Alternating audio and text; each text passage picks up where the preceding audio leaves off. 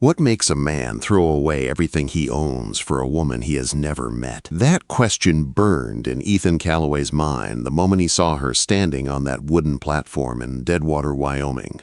Wrists tied, chin lifted, eyes dark with fire instead of fear. The summer sun hammered down on the dusty town, turning the streets to mud and the air to a hot, choking haze. Deadwater was a place built on gold, greed, and misery, and Ethan had only come to trade his horses for winter supplies. He wanted no trouble, no fights, no more memories from the war that clawed at him every night. But life out west had its own rules, and trouble had a way of dragging a man in whether he wanted it or not. He heard the auctioneer before he saw her. "Gentlemen, what we have here is prime merchandise, Mexican and Apache blood, strong, useful, spirited." The words hit Ethan like a punch. He froze. He'd seen human beings sold before, back during the war, and he had sworn never again. But there she was, a young woman, maybe 20. Torn calico dress, black hair falling wild over her shoulders, a bruise on her cheek, a cut on her lip. Yet she stood proud, eyes scanning the crowd with the sharpness of a trapped wolf looking for a weak spot. "Bidding starts at 50!" Men shouted numbers like they were buying a mule. Ethan tried to walk away. He told himself it wasn't his fight. He told himself to mind his own business. Then Silas Bishop stepped forward. A slaver who worked the frontier, Bishop was feared from Texas to California. Men said once he bought a girl, she never saw freedom again. When he raised his hand and said 100, something inside Ethan snapped. He hadn't planned to speak, but the words jumped out of him anyway. 200. Silence hit the crowd. Every man turned to stare at the stranger who looked like he barely had $2 to rub together. Ethan felt his heart pounding, but he kept his face calm. Bishop sneered. "You got that kind of money, soldier boy?" "No," Ethan said, "but I got something better." He pointed at the black Mustang tied behind his older mare. The horse stood like carved shadow, strong, wild, priceless. "That horse is worth 300 to the right man." Whispers rolled through the crowd like wind through dry grass. Bishop's eyes gleamed with greed, but he shook his head. "I take coin, not livestock." 300, Ethan said again, louder now. "The horse, my saddlebags, everything I own." He pulled out ammunition, coins, a pocket watch, even the elk-handled Bowie knife that had been his father's. Piece by piece, he set his life on the table. Still not enough. Bishop raised the price again. Ethan's pulse hammered. He had nothing left, except the deed, a folded paper tucked inside his coat. 40 acres in Colorado. Not much land, and not easy land, but it was the only place he had ever planned to call home again. His last tie to the world. He pulled it out with a shaking hand. "This too." Bishop cursed. The auctioneer grabbed the deed like a starving dog grabbing meat. The crowd held its breath. Bishop stared at Ethan for a long, slow moment, then gave up the fight. "Fine," Bishop growled. "She's yours. For now." He said the words like a threat. The rope came loose. The woman stumbled, caught herself, then lifted her chin again. Ethan stepped forward, unsure what to say. Her eyes met his, and he felt something shift inside him, like the earth giving way beneath his boots. "You got a name?" he asked softly. "Marisol," she said. "Marisol Vega?" Ethan cut her bonds with his small knife. When the rope fell to the dirt, she stared at him like she didn't understand what freedom felt like. "You're letting me go?" she asked. "You were never mine to keep." He pressed the knife into her hand. "Take this. Roads get dangerous after dark." She blinked, shocked, suspicious, hope and fear battling in her eyes. "Why?" she whispered. "Why would you help me? What do you want from me?" Ethan swallowed hard. He wanted to say he didn't know, that maybe he was tired of watching good people get crushed by bad men, that maybe he saw something in her that reminded him of who he used to be. Before the war, before the ghosts. Instead, he said, "Nothing. I just want to get out of this town before Bishop changes his mind. What you do after that, that's your choice." Quote, They gathered his remaining supplies. Ethan kept only the black stallion and his guns. Everything else was gone, sold for a woman he didn't know, a woman he couldn't stop looking at. "You'll need a horse," he said as they reached the edge of town. "Can you ride?" Marisol's lips twitched into the smallest smile. "Better than you." He found himself almost smiling back. They mounted up and rode fast out of Deadwater. Dust rose behind them. The town shrank into the evening haze. But Ethan felt Bishop's pale eyes on his back until the very last moment. "He'll come after us," Marisol said quietly. "Probably." "You lost everything for me," she said. "Your land, your father's knife, your horse." "That's about right." She studied him, unreadable. "Then you are either the kindest man I've ever met or the most foolish." Ethan tipped his hat against the dying sun. Jury's still out on that one. They didn't know each other. They didn't trust each other. Danger chased them like shadow. But for the first time in a long while, Ethan felt something close to purpose, something close to hope. And for now, that was enough. The night swallowed them as they rode deeper into the Wyoming wilderness. Crickets hummed in the grass, and the wind whispered through the sage. Ethan chose a small, sheltered clearing beneath a jut of rock, the kind of place a man could hide for a night without leaving a trace. He slid from the saddle with a slow, careful motion. The weight of everything he had traded, his horse, his father's knife, his land, pressed heavy on his shoulders, but he didn't let Marisol see it. "We camp here," he said. Marisol dismounted without waiting for help. She held the knife he'd given her in a firm grip. Even in the faint moonlight, he could see she still wasn't sure whether she should trust him, stay with him, or run. Ethan pulled out what little food he had left. Hardtack, dried beef. Not much for two people. He tore the pieces in half and handed them to her. "Not much, but it'll keep us going." Marisol stared at the food, then at him. "You haven't asked." "Asked what?" "How I ended up in chains. Why that man wanted me." Quote. Ethan shrugged lightly. "Figure, you'll tell me if you want to." Her breath caught, like she wasn't expecting that answer. Most men wanted stories, wanted explanations, wanted everything. He wanted nothing except for her to be safe. As the night deepened, Ethan built no fire. Too risky. They sat in silence, listening for trouble. Coyotes called far off. Somewhere an owl hooted. Marisol kept glancing toward the trail behind them. "You think Bishop will come?" "Not tonight," Ethan said, "but he will. Men like him don't forget." Marisol hugged her knees to her chest, staring into the darkness like it held old ghosts. "I was not always a slave," she said quietly. "My mother was Mexican. My father was Apache. Neither world wanted us.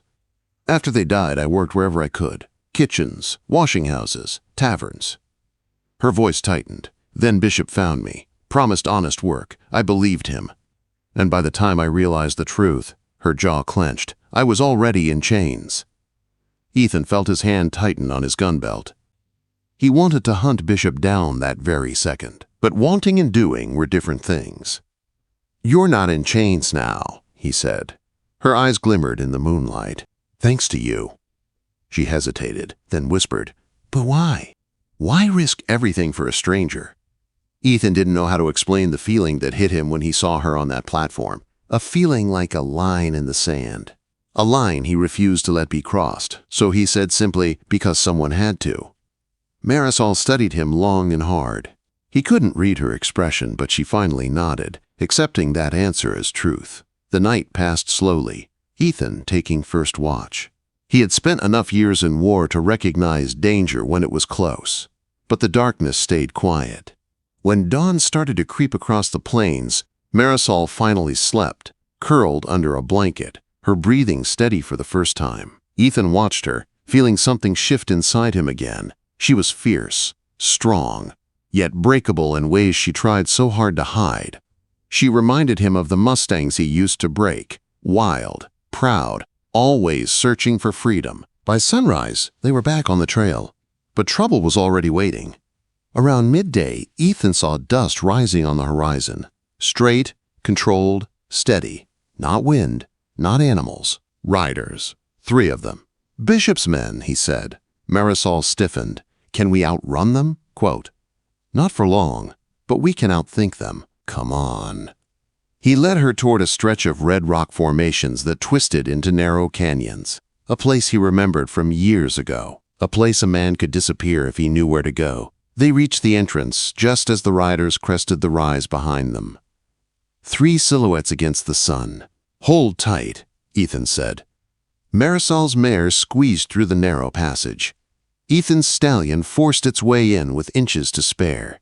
They followed the twisting canyon floor until it opened into a bowl-shaped clearing, a natural fortress surrounded by sheer rock. This is where we make our stand, Ethan said. Marisol didn't argue. She went straight to work, gathering rocks to form cover. Ethan checked his Winchester, his Colt, and the spare pistol in his boot. Maybe 40 rounds total. Not enough to win a long battle. Enough to make it costly. Hoofbeats echoed through the canyon. "Ethan Callaway!" a voice called. Hard. Confident. A man who made a living hunting other men. "It's Jake Thornton," Ethan said. "Bounty hunter. Bishop hired the best." Marisol swallowed. "What do? We talk first." Fighters like him prefer bringing people in alive. The first rider stepped into the clearing, tall, lean, eyes cold and calculating. His 2 partners spread out behind him. "Well now," Thornton drawled, "you 2 have made quite the mess." Ethan stayed behind cover. "State your business." "Simple. Bishop wants the girl. You hand her over, and he'll forget the debt." Marisol lifted her pistol. "I won't go back." Thornton chuckled. "Feisty. Bishop likes that." Ethan's jaw tightened. "Not happening." "Then you're choosing death over coin," Thornton said. 3 against 2. You don't stand a chance." "Then come find out," Ethan replied. The kid behind Thornton twitched, too eager, too green, and reached for his gun. Ethan fired first. The shot cracked like thunder, echoing off the canyon walls. The kid spun backward, dropping his weapon and crying out. Gunfire exploded from both sides. Marisol fired at Hector, the older partner. Her shot clipped his leg, dropping him hard behind a rock.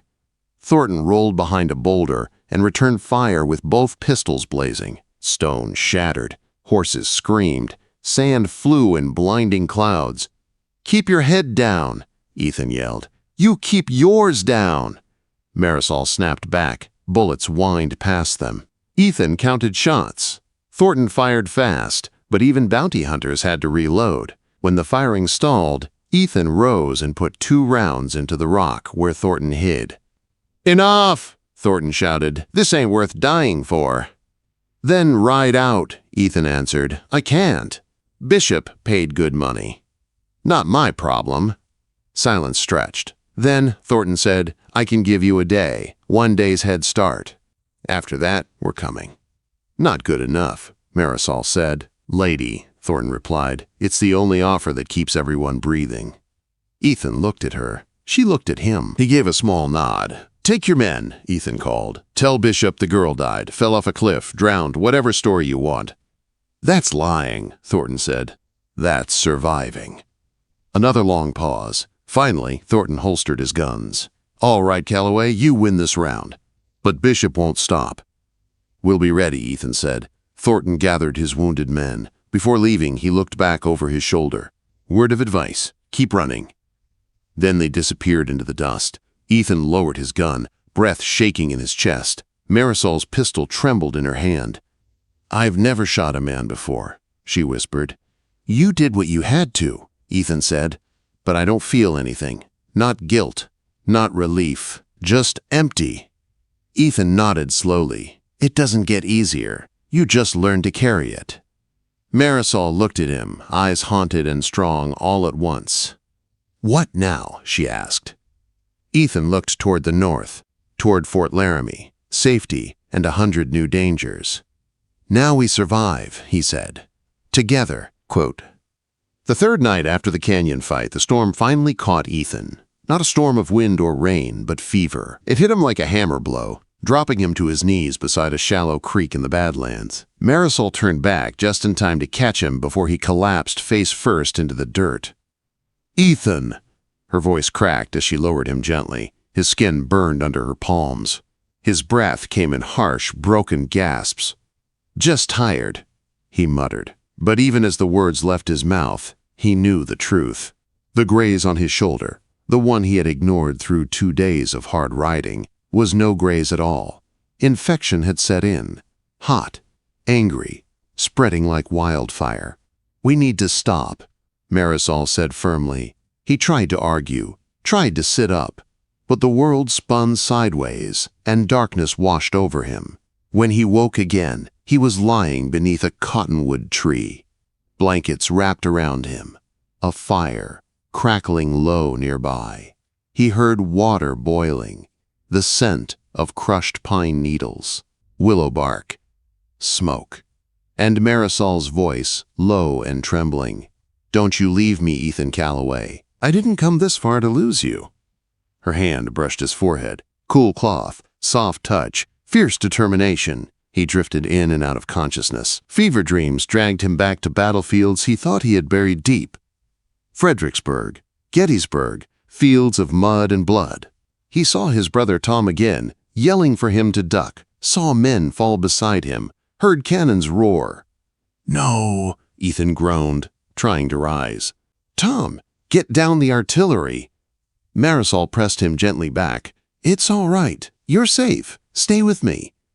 Her voice pulled him away from the gunfire, away from the ghosts, back toward the living, back toward her. Hours passed, maybe days. He didn't know. Only that every time he opened his eyes, Marisol was there, grinding herbs, cooling his skin, whispering his name like a prayer. "You're stronger than this," she whispered one night, her hands shaking as she wrung out another cloth. "Fight, please fight." At one point he felt her lift his head, felt water touch his lips. "Drink," she murmured. "Just a little, come on." He tried, failed. Tried again. She didn't give up. Not once. Before dawn on the 3rd day, the fever finally broke. Ethan woke to find her asleep beside him, her head resting on his chest, her fingers curled around his shirt like she feared he might disappear if she let go. He lifted a trembling hand to brush a strand of hair from her cheek. She woke instantly, eyes soft and tired and full of relief.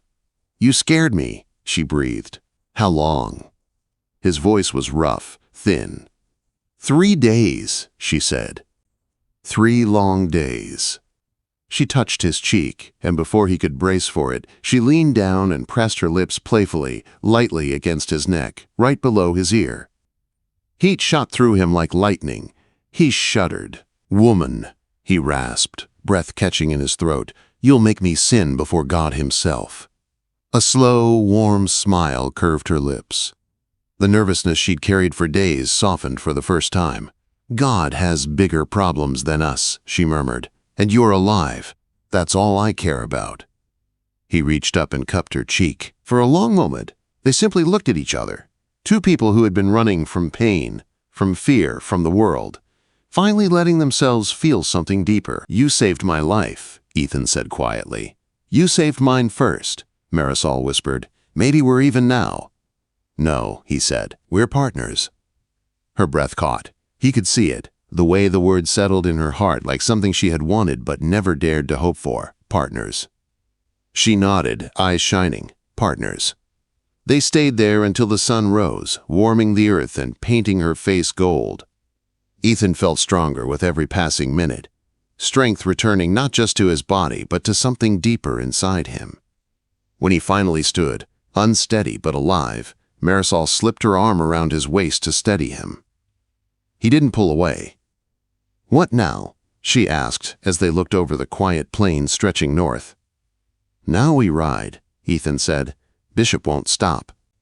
Men like him never do." "So we keep running?" "No," Ethan said, shaking his head. "This time we run towards something." "Toward what?" Quote. He looked at her, really looked, toward a life, a place of our own, somewhere no one can touch us. Marisol's eyes softened. "Do you think we can find that?" He took her hand. "I think we already found the most important part." Her breath trembled, but she didn't let go. They rode north, Slow at first, then faster as Ethan grew stronger, through narrow canyons and wide plains, past abandoned mining camps and quiet creeks. Nights spent beneath the stars, talking softly, sharing stories they had never told anyone else. She told him about her mother, about growing up between two worlds, about learning to run before learning to trust. He told her about the war, about losing his brother, about wandering for years with no purpose. Some nights she fell asleep leaning against him. Other nights he stayed awake just to watch her breathe. And through every mile, every sunrise, every campfire, something grew between them, solid, steady, undeniable. One evening, after a long day's ride, they reached a hidden canyon, shaded by cottonwoods and fed by a small spring. The place felt safe in a way Ethan had never felt before. "This looks good," he said. "We can rest here a few days." Marisol walked toward the water, sunlight catching in her cropped dark hair. She passed her hand through the cold stream, then looked over her shoulder at him. "Maybe longer," she said softly. And Ethan realized she wasn't just talking about the canyon. He walked to her, stood close enough to feel her warmth. She didn't pull back. "Marisol," he murmured. If we stop running, what then?" She looked up, eyes deep and steady. "Then, maybe we start living." He touched her face, brushing his thumb along her cheek. She leaned into it, breath catching. "Are you sure?" he asked. "I'm tired of being afraid," she whispered. "And you make me feel like I don't have to be." He bent his forehead to hers. "You're safe with me." Her voice trembled. "I know." The canyon around them was quiet, the world holding its breath. Slowly, carefully, she rose on her toes and kissed him. Soft, real, certain. It wasn't like their first moment, the playful kiss that shocked him breathless. This one meant something more, something deep, something they had earned with blood, pain, trust, and fire. When they finally broke apart, she rested her head against his chest and whispered, "Wherever we go next, I go with you." Ethan wrapped his arms around her, closing his eyes. "Then we've already won," he said. "Two lost souls who found each other. Two broken hearts that fit together." And for the first time in years, Ethan Callaway felt something he thought he had buried long ago. Hope.